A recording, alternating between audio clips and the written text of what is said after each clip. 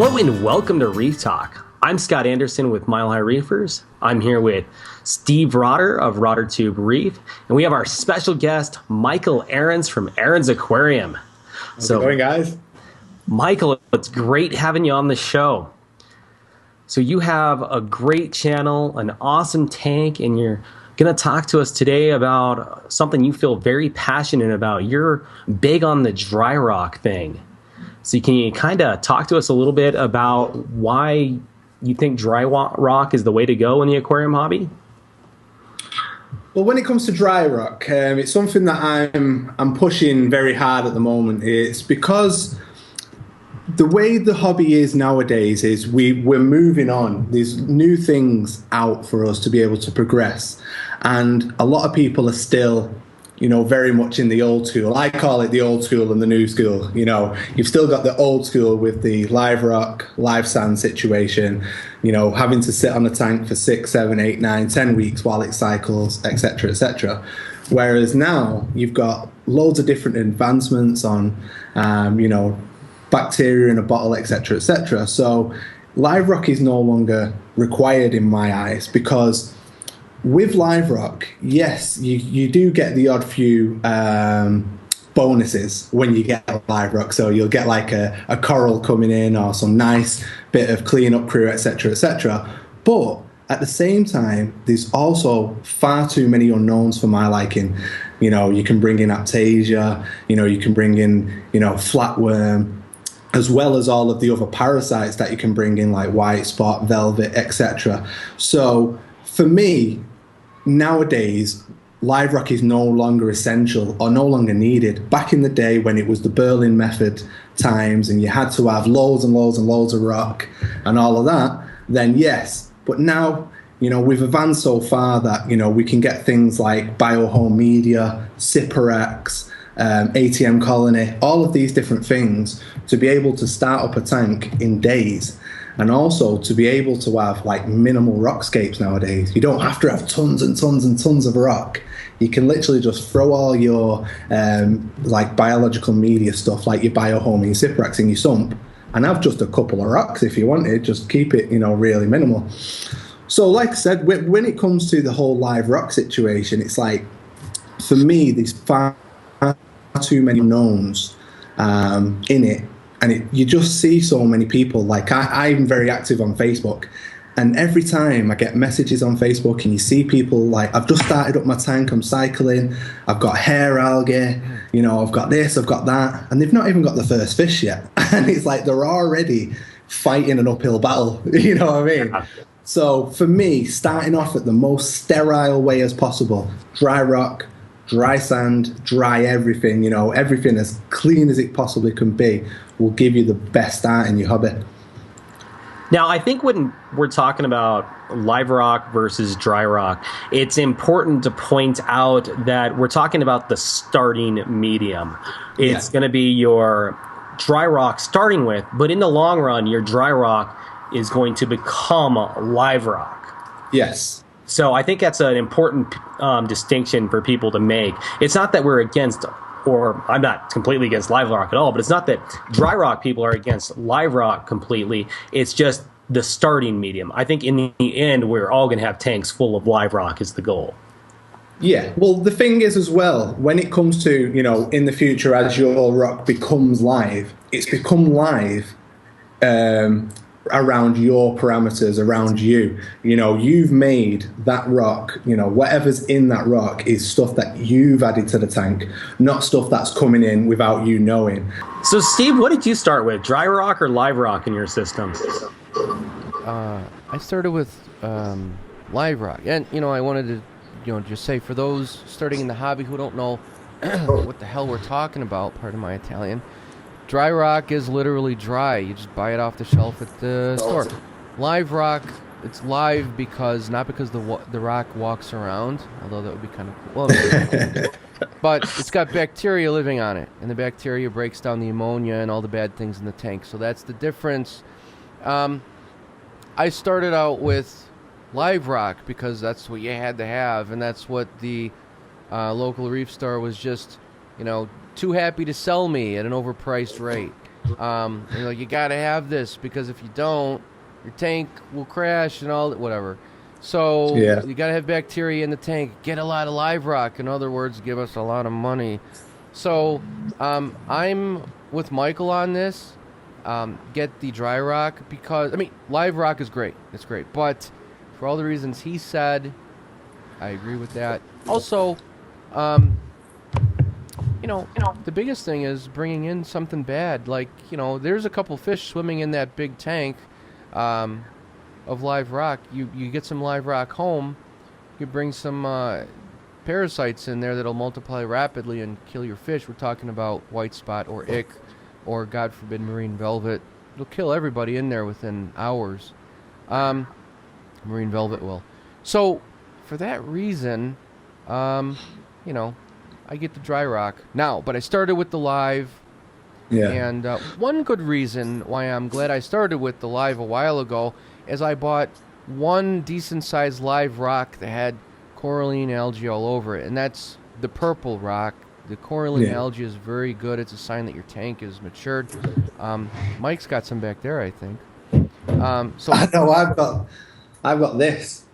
Beautiful. So this is actually Carib Sea life rock. So this is dry rock, but painted purple. So it gives you a little bit of a natural look when you first get going.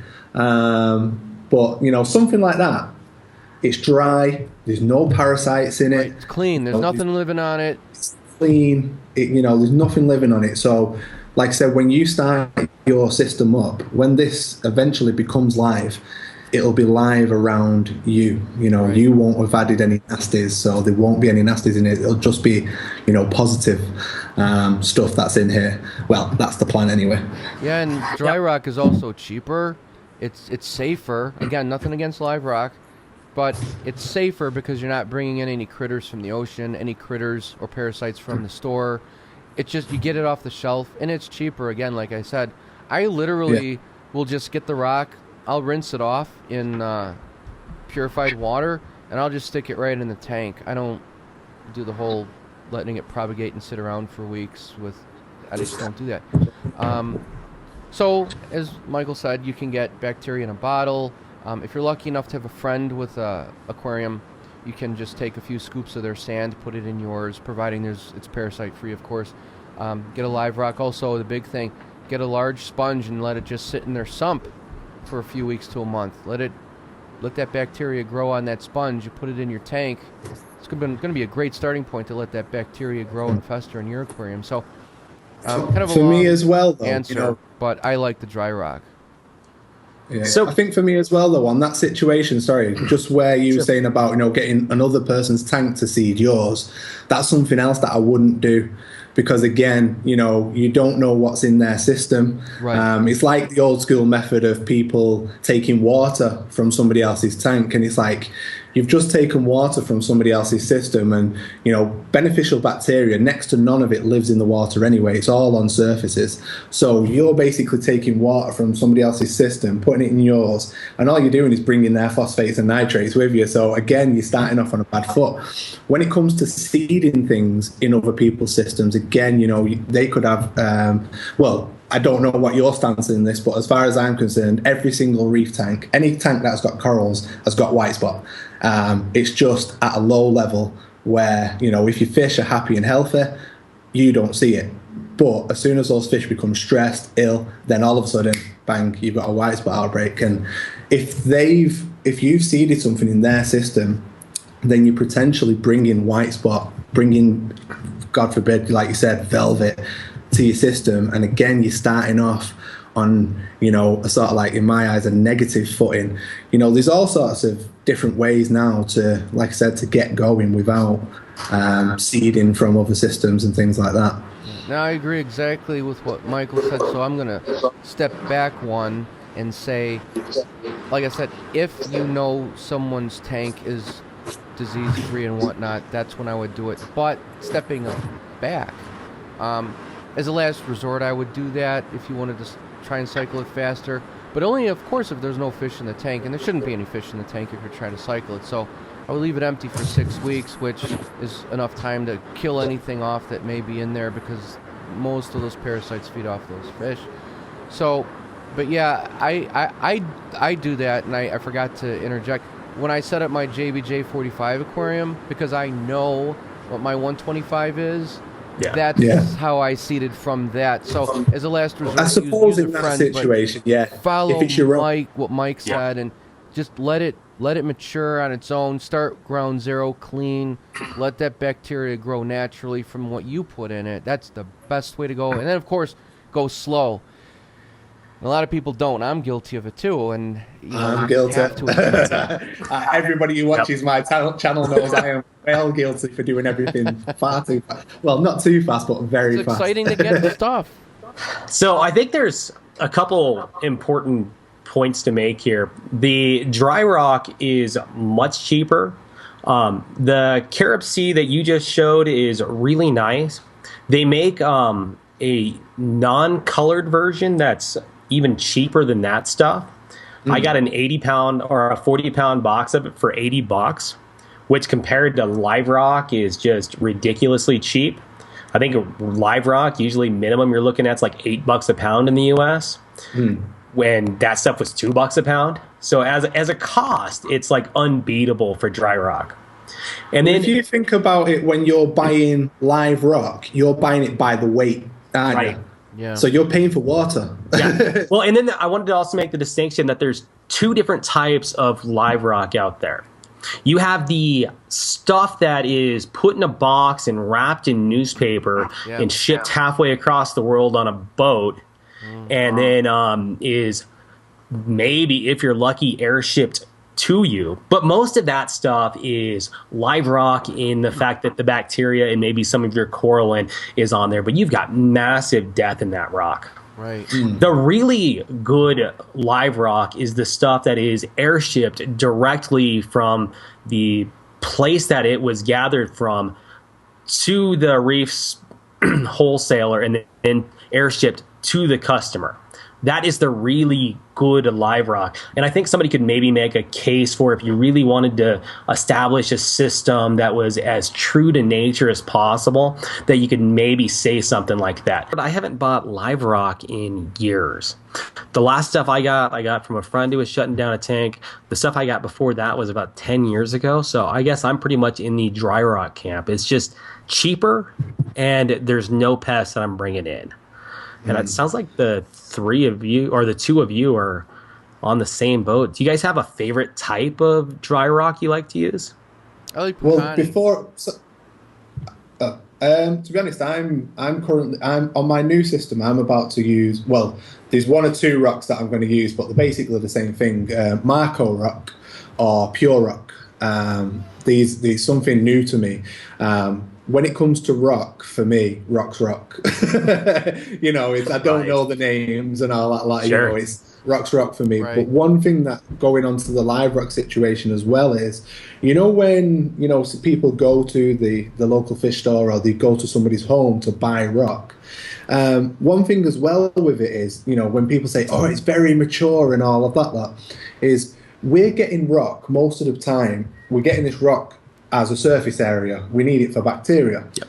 Now, if that rock is 10 years old, or whatever else, in that period of time, the waste that has been in that system has got compacted into those pores, blocked up that rock. So it's like you're buying inferior rock, because it hasn't got the surface area that it did when it was first cultivated, first put into somebody's tank. And it's like, I don't get it. You know what? That's part of it is. That's a really good point. That's something that Scott asked me earlier, was how long have I been in the hobby?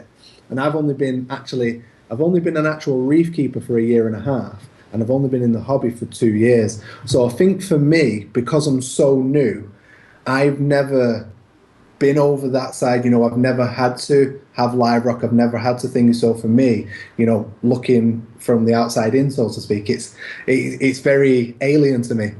Well, That's part a of what really I'd like good to point, say is, though. my 5-gallon nano, I started up with Tonga live rock, which is from the original system that I started up, my 29-gallon 10 years ago. And it was an instant cycle. I put that stuff in because I've had it for 10 years, and that tank was ready to go. I waited like a day before I added coral to that system. Yeah. It was well. flawless. This one here is 4 weeks old now. It's packed. There's no more room for anything else. At the end of week 1, it looked like this. So, and what you're saying about you seeded yours with like, your Tonga live rock from your old system. I just put that in, Yep. I just put a bottle of that in, and it's basically the same thing. And that sort of like goes back to what we were talking about earlier about seeding from other people's systems. It's like, for me, no, but I have also got another tank over there.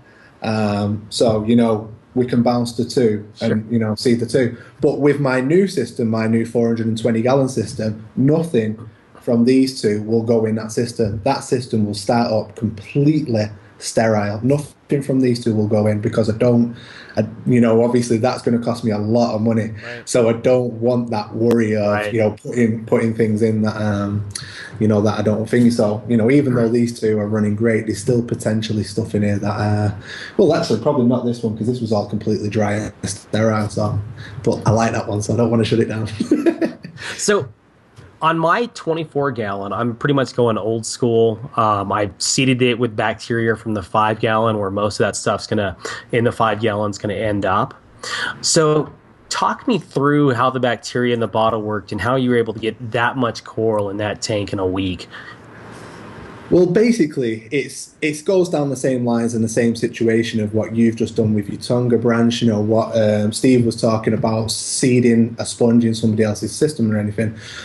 We've actually brought the nitrifying bacteria into the tank. We've added it straight away, and obviously with a bottle like this, it tells you, for what size tank it's for. So that is adding enough bacteria into your system to consume that ammonia straight away. So when you go to test your tank, I started off with 3 clownfish and anemones, and there was never an ammonia reading because the bacteria is already there. And then from there on out, it's just, 0 readings, and then you see nitrate. And then for nitrate, I've got biohome media in the back, which has got, some really good anaerobic areas. So that keeps the nitrate down as well. And just having that balance of, the right types of bacteria in the system, because I don't know, like a lot of people think that it's just one type of bacteria that's doing it all. But basically, like you have one type of bacteria that eats your ammonia, then that poos out nitrite. And then there's another bacteria that eats the nitrite, and then that poos out nitrate. And then there's another bacteria that'll eat nitrate, but it's, we don't tend to get a lot of that because most systems don't have a lot of anaerobic areas because, again, not a lot of systems anymore run deep sand beds or run areas like big areas of anaerobic areas. So, starting this tank up that fast, it's just a simple case of, just having the right type of bacteria in the system right away and not putting too much in, even though there is technically a lot in there. Did you experience a diatom bloom with your tank? No. Wow. Well, I don't know if you've seen the videos, but the original idea for this tank was to purposely grow hair algae in here. Right. That was the idea, because what I wanted to show people, because a lot of people tend to struggle with hair algae. And hair algae needs 3 things to survive. It needs oxygen, it needs nutrients, and it needs light. So I was trying to show people that you don't have to go out and buy all these lotions and potions and things to be able to kill hair algae off. So obviously the plan was to get hair algae to grow. So I was expecting diatom blooms, I was expecting algae blooms and all that. I got nothing. I've been overfeeding, I've overstocked, and it's like, God. It's kind of what you want as a new hobbyist, though. You kind of just want it to work. Yeah, that's it. I actually wanted this tank to be an issue. I wanted it to be an issue, and it hasn't been. But I put money on it as soon as I start up my 420, and I don't want it to be an issue. That will go absolutely mental. But I suppose it's one thing to say to a lot of people as well is, You know, when they're starting up a tank for the first time, they say, right, I'm just going to get a couple of clowns and then I'll move on to soft corals and then, you know, I'll move on to LPS and SPS. And I tend to say to people, that's not necessarily the case. You know, it's all about your understanding of the hobby. It's all about your knowledge. You know, if you've got a good knowledge of the hobby, you've got a good knowledge of, you know, what needs to be done, you can set up a system today and have SPS in it if you wanted, as long as you understand how you're keeping it and all of that. You know, one thing that we're water keepers. We're not fish keepers. We're not coral keepers. They can sort themselves out. So, you know, for a lot of people, they always tend to go down the, you know, up the ladder. Fish, softies, LPS, SPS. Right. And it's like, if you actually understand what you're doing, you know, you don't really need to follow that ladder. But, you know, if you don't, then do follow, you know, do that way. But you make a great point, because if your ultimate goal is to have SPS and you start off with a bunch of anemones and softies and then go to LPS, you got a bunch of stuff in your tank that really aren't real compatible with the SPS corals you eventually want to get to. So it's good to have that plan to begin with. Yeah, that's it. And that's something with this new system that I'm setting up, that's something that I'm going to be preaching a lot as well, is preparation. You know, this system that I've created now is fully planned, you know, from getting the tank to the equipment to everything. Basically, I know every stage, even coral placement. I don't know what corals I'm getting, but, you know, for example, euphyllias, I know where all my euphyllias are already going to go. You know, I know where the SPS are already going to go, things like that, because of the way that I've planned the flow and the lighting. So for a lot of people, just getting that little bit of knowledge before they decide to buy that tank will make everything, you know, just that little bit easier. And, you know, that I know a lot of people don't, you know, I've got a tank, let's set it up quickly. And that's me. I've been there, I've done that, you know, and I'm only in this situation now because I did start there. But I think with the likes of, you know, me, you, doing things like this can help people not have to go through that, not have to waste all of that money, not have to throw all that money away, and just be able to start off on a good foot. Well, and I think getting back to our original subject, when you're talking about making it easy for a new hobbyist, nothing beats dry rock. Yeah. The live rock is cool to look at, but from an ease of use standpoint, the dry rock's unbeatable.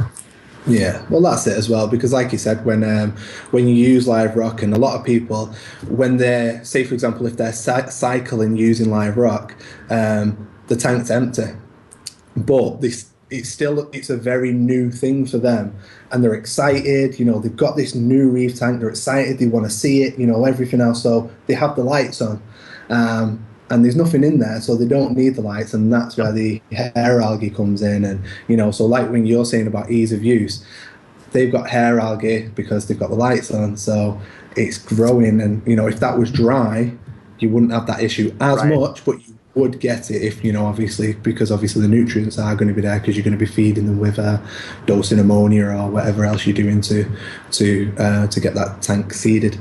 Well, and I think when you start with live rock, you end up introducing a lot more nutrients than you would if you were starting with dry rock.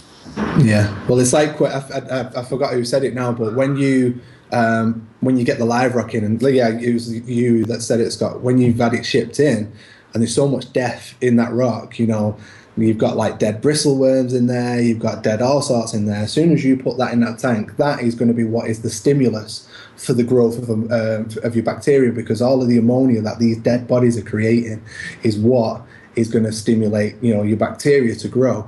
But you've got all of those dead bodies in there, so, you know, before you know it, once your cycle's complete, you're going to have like nitrates of like 100, because there's so much, you know, waste being produced at such an early stage. So yeah, again, you know, just for me, I like it. Well, I think that's probably a pretty good place to end this episode of Reef Talk. Michael, thank you for being on. Steve, you got anything before we go? No, you guys covered everything. I agree with what you guys both said. Big supporter of the dry rock for everything Michael said. And I haven't said it, but Michael, thanks for being on the show. We're going to have you on the future ones if you'd like to be on them. Your channel is awesome, by the way. Yes. Very, very nicely done. And if you guys have not checked out Michael's channel, please do so. There's going to be a link to it in the description below. So check it out and subscribe to him because you'll learn a lot. It's very entertaining as well. Thank you very much. And that tank looks awesome. I can't wait to see. When do you think that 420 is going to be up? I've actually been up to the place that's building it. I went up the other day because they've allowed me to do a few videos there. Nice. So they've let me, they've let me do a few videos on how to like cut glass and how to drill tanks, etc., etc. So I've got a bit of video footage there for the channel. So the 420, we're going to be looking at about 2 weeks, 3 weeks max, and it's here. I've actually just, I don't know if you've seen this, the frame build video. I've just built the frame for it, and that's now got the sump inside. It's all been boarded out, so that's going to be this weekend's reef update. So that'll be on Sunday. Fantastic. And then so 2-3 weeks max, and the fun will begin. Sweet. Floor to ceiling reef. I can't wait.